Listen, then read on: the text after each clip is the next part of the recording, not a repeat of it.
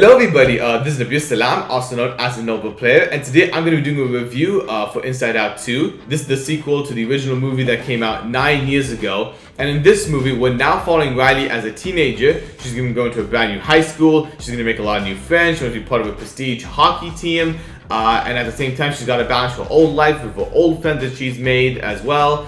Inside of Riley's head, we're reintroduced to the old emotions from the last movie, and we have a bunch of brand new emotions coming into the foray because of the fact that she's a teenager now with new feelings, and it's about the new emotions versus the old emotions. They have to learn how to coexist within one another while they have to find a way to successfully navigate Riley within high school and some of the new situations that she's going to be experiencing into. As in regards to Pixar, when you look at Pixar from the first Toy Story all the way to Toy Story 3, not only were these transcendent, brilliant films that have stood the test of time for people of so many different ages, but there's an argument to be made that some of the movies are arguably some of the best films ever made, which goes into the idea that these films are not just more than just being kids animated films in the first place.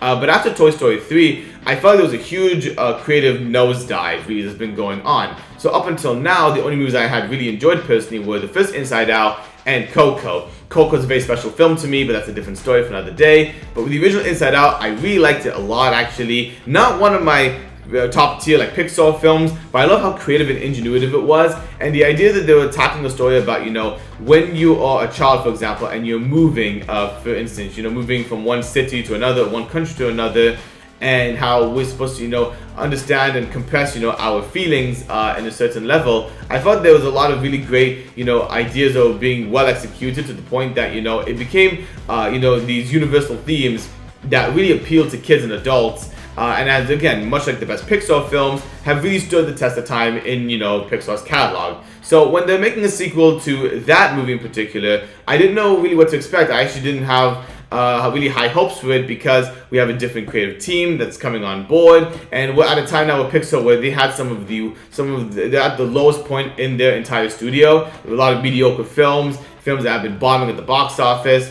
And I always felt like making a sequel to Inside Out, while it could be a good idea, this is coming off of the fact that, they feel like it may come off like it's really desperate for them to be like, oh, we have to cash in on something that people really like. So really, with going into the sequel, again, I was thinking if this is going to be a desperate attempt really that's just trying to, cash in, it's probably just not going to be as good as the original movie, or is it going to be actually a movie that's going to be worthy installment to what we can see as an Inside Out franchise really in the first place. And luckily I can tell you that with this movie, it's not only a great installment, but actually a great continuation of the original movie. I really enjoyed Inside Out 2 a lot. I was not having a lot of expectations, and I really enjoyed it far more than I thought I would.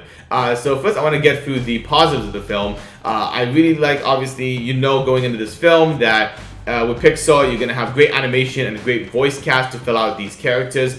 And again, it just completely knocks it out of the park. You have, in the human world, you get the sense of photorealism that Pixar has been doing lately, and it's really impressive to look at. But inside, Riley's mind, you have all the different emotions, and you see how her brain is being built inside of that.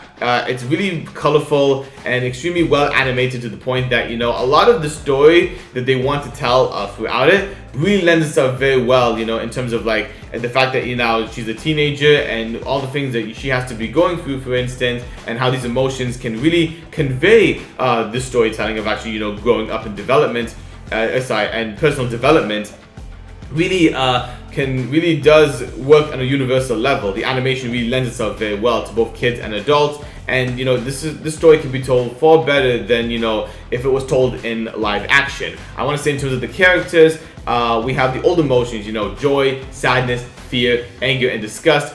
All those characters come back for this movie, and they're just as lovable again as you loved them the first time around. I love how fear, anger, and disgust specifically, those characters in the first movie, they were just supporting characters, but I didn't feel like they were just there honestly just to move the plot forward itself. I didn't feel like they were fleshed out as much as I would have liked them to have been. But in the sequel, They have a lot more to do. They're more integral in the plot, and I'm really glad they have more time to shine, especially with Anger, who was a scene stealer in the first movie. He's a scene stealer in the second movie as well. I'm really glad he had more of an opportunity to shine on screen.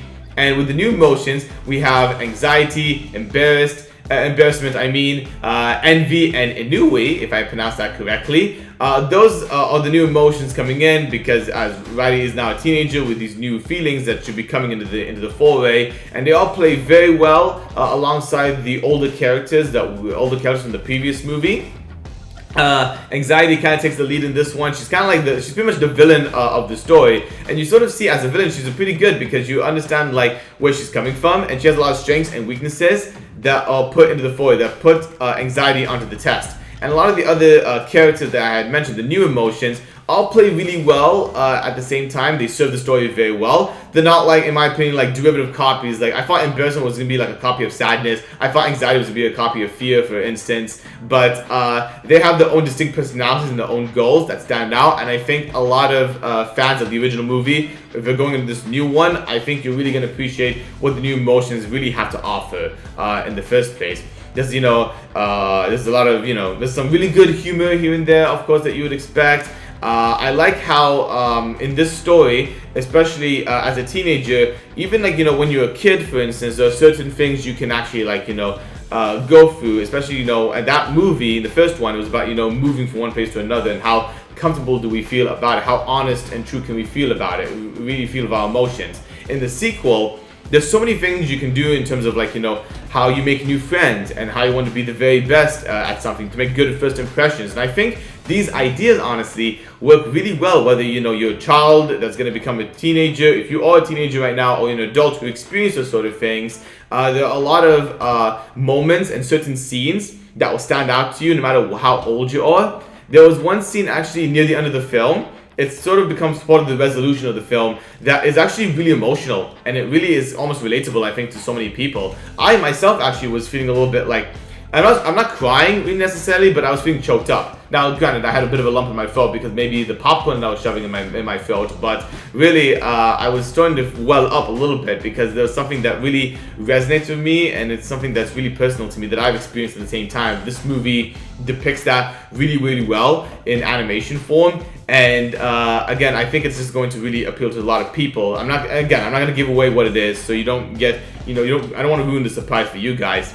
But yeah, it really, of its own right, it's just a very nice continuation of a continuation of the world building that came from the first movie into the second film. The first movie was built, as she was a child, so much they had to build from the ground up. So in the sequel, it's going to feel a lot smaller, necessarily, because we already know what Riley is as a person in the first place. And in this film, they talk a lot about, her beliefs, necessarily, her sense of confidence, her self-esteem. And again, that also works really well to continue to build the lore of the original without having to desecrate it. I gotta say, honestly, it's actually, probably in my opinion, when I look into this is probably one of the best sequels that Pixar's ever made. Not since Toy Story 2 and Toy Story 3, in my opinion. I think a lot of the other Pixar sequels that we've had were pretty much letdowns and mediocre, in my opinion. And Inside Out 2, I think, really works very well, which I'm very happy about, because again, I didn't really have a lot of high expectations for this film. I will say, though, as a negative, however, I do feel like while you may realize that the ideas itself, as a sequel, it's not going to be as fresh and unique as, let's say, the first film was, just because of how truly original the first film was,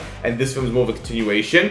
But again, it's a story that, like, for example, in of its own right, that's actually very good. I think the plot's really good. I think the emotional levels work really well. I think the characters work really well with a lot of purpose that's been sent throughout. And I will say, as a movie overall, just by the plot structure alone of the film, it does follow similar structure patterns, and similar beats from the original movie itself. So again, in of its own right, you can argue that it's more of a safe sequel more than anything else. But again, it's really hard to complain when the movie in of its own right is just extremely well done in the first place. So overall, I think that Inside Out 2 is a very good winning sequel to the original movie. I think it's a nice, really good success for Pixar, which is very much needed in the first place. Does this necessarily mean they're going to get back on track? Not necessarily, but I do think this is a small baby step in the right way, in the fact that you made a sequel, in my opinion, that I think is going to really appeal to fans of the original, and I think a lot of newcomers as well in the first place. And I think it's really going to hit really well with a lot of people, especially by the very end of this movie.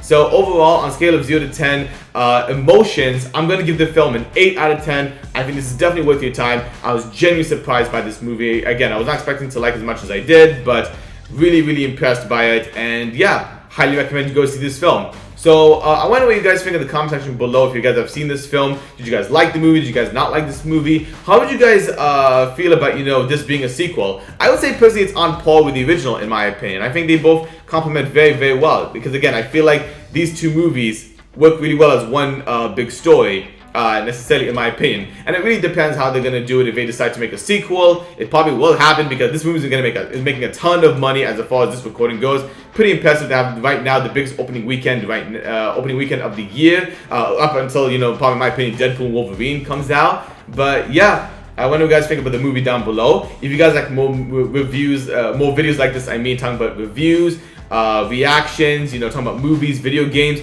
Hope you guys can like this video. Hope you guys can also subscribe to the channel as well. I greatly appreciate it. There's so many ideas I'm trying to come up with in the first place. I've just been very busy right now, and I'm also looking forward to watching House of the Dragon. The brand new season just came out, the first episode, so I'm really looking forward to watching that.